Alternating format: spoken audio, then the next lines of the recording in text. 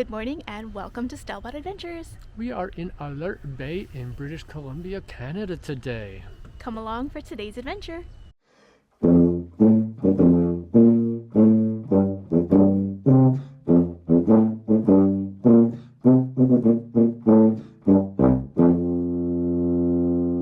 We are taking a Seabourn Ventures Zodiac excursion. Our group boarded the Zodiac and headed out into Cormorant Marine Park with our naturalist. Hi. Good morning. Good morning. Thank you, thank you. Good morning. Morning. Thank you. How are you? Good, how's it going? Exquisite.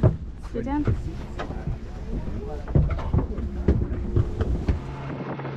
The Cormorant Marine Park sits at the junction of Johnstone and Queen Charlotte Straits in British Columbia. I'm super excited that you came out on the first run this morning because this is when all the critters are starting to wake up. So it's our best chance to see seals and other wildlife. With that said, as I take the drive over, the safety precautions are the same as every other Zodiac ride, where we have the strap that's on the floor that you can slip your feet underneath. There's a rope underneath your legs and a rope behind your back that you can hold on to. Because as we run along, I'm going to turn the boat so you don't all have to stare into the sun, because that's not very funny. Why isn't nobody looking at me? As we're running along, I'm not going to be bouncing around. It's going to be pretty straightforward. It is quite a run to get over to where the park is, and we'll have a chance to kind of take a look at what's over there when we get there. But just the first run is kind of a long run, so in the back you may not hear much of what I'm saying. I am going to leave everybody sitting in the back of the boat because the boat trims out better and we can get over there faster. And then once we're over there and we start kind of cruising around, then I'll have everybody kind of spread out and you can make yourselves more comfortable. The park, which covers 744 hectares, is one of the best places to see marine wildlife. Orcas, humpback whales, porpoises, dolphins, seals, and sea lions frequent the area. It is also a resting area and migration stop for many birds, including bald eagles, herons, and loons.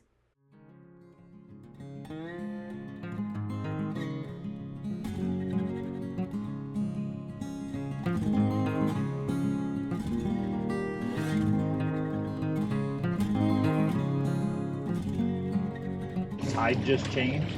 The tide had been going out. Now it's starting to come back in again. Yeah, you'll get humpbacks, grays. There you go. Orca. So as we're driving around, you'll see little fish jumping. They're little herring, and that's what the salmon are chasing.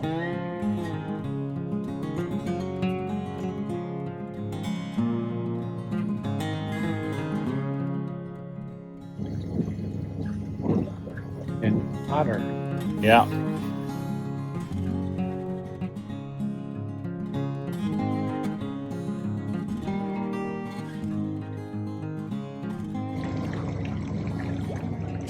So they really like areas like this with a lot of kelp, because they can wind up in the kelp and they don't get blown up by the current.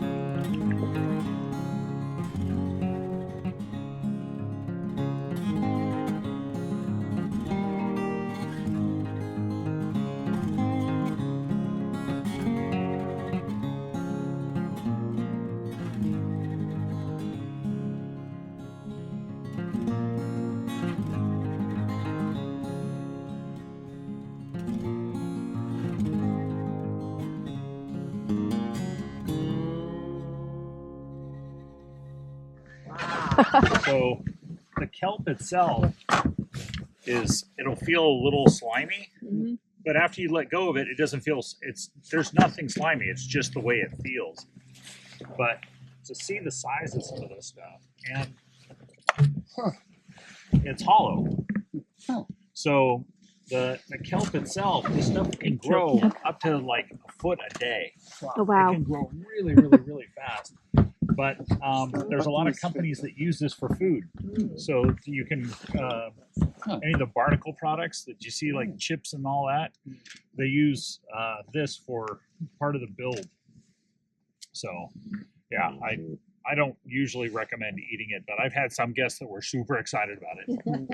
Like, so how is it? So before we got back to the ship, I wanted to bring you by here. This totem park is actually super cool.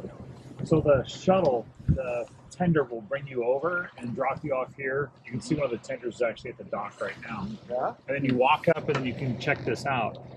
So these totems, you'll have a chance to read the signage, but basically it talks about how the symbology that's on it can represent a clan, it can represent the tribe, it can represent an individual, it can represent a celebration of something, and they'll have the different characters that are on it representing the story, and there's a story that always goes along with it. And me being like I'm not native, obviously, so I don't know the specifics of it, and I feel uncomfortable trying to explain it. But from the cultural standpoint, this has been the best place for us to see that representation, and this whole community is super open to asking questions, and a lot of times people feel hesitant because they're like, I don't want to offend somebody, and I appreciate that sincerely, but they're very, very open to helping you understand because they want to share their culture. The totems, I think, are super cool, and what a lot of people don't realize is when they're first installed, like the one that you see here, turn the boat so you don't have to crane around. When they're first installed, they're painted and they're decorated, but they don't maintain them. So as time goes by, they turn into just the wood that you see, and they still don't maintain them. And what'll end up happening is they'll eventually will rot and they'll fall down. There's actually one that's on the ground now, and that's the way they're designed. They're designed to go back and be returned back to the earth, which I think is wildly cool. Welcome to Alert Bay. Yay. I see a totem park, which we saw from the water. This totem park is on a burial ground, so please do not go walking betwixt, and bewildered. Yeah, just enjoy them from the road. The newest one here is on the left. Still nice and fresh and painted. The other ones have kind of weathered and kind of gone bad. But that's part of the life cycle, right? So, each clan, person, story comes through, has its lifeline, and you can see there's one that's fallen in the back there. Alert Bay is a small village less than 5 kilometers long, located on Cormorant Island, and is home to the Namgis First Nation. There is a waterfront walking path from the Totem Pole Park to the Umista Cultural Center, and you will pass decorated beam shelters with Namgis ancestor carvings and interpretive signage along your way.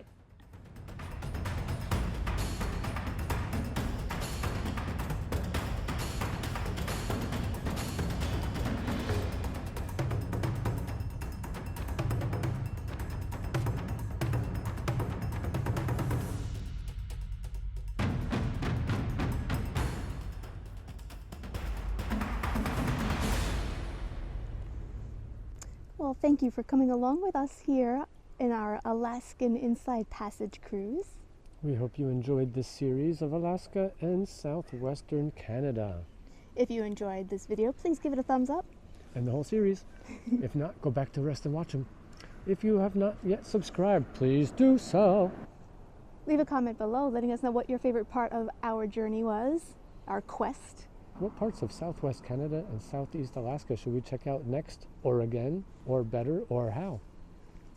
We'll see you on the next adventure.